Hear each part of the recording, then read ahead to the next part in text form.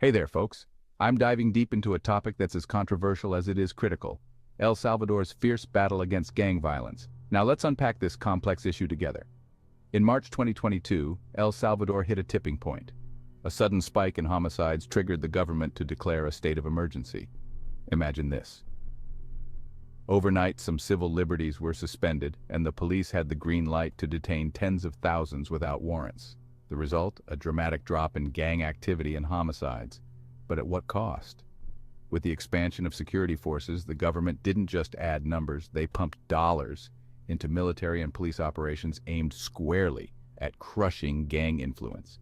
But as we know, more boots on the ground means more power.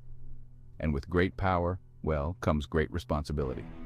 Sentencing for gang activities took a tough turn too. Harsher penalties, overcrowded prisons, and a crackdown on gang leaders operating from behind bars. It paints a grim picture of containment, doesn't it? But let's not forget the flip side. These measures have led to some peace on the streets that haven't seen calm in decades. Now, no strategy is complete without eyes and ears everywhere. Enhanced surveillance, more tech, better intelligence gathering. El Salvador is pulling all the stops to keep tabs on gang movements. It's high tech meets high stakes. But it's not all iron fist. There's a velvet glove approach too. The government's rolling out social programs aimed at striking the root causes of crime, like poverty and lack of education, job training, educational opportunities, community projects.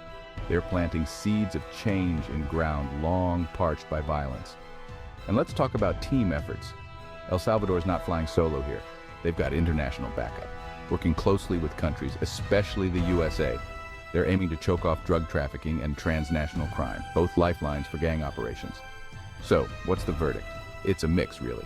On one hand, the streets are safer and people can breathe a bit easier.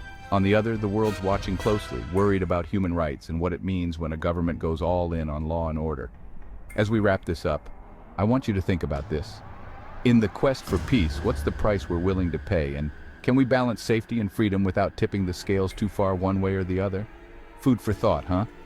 Thanks for tuning in, and don't forget to think critically about the world around you. Until next time, stay safe and stay informed.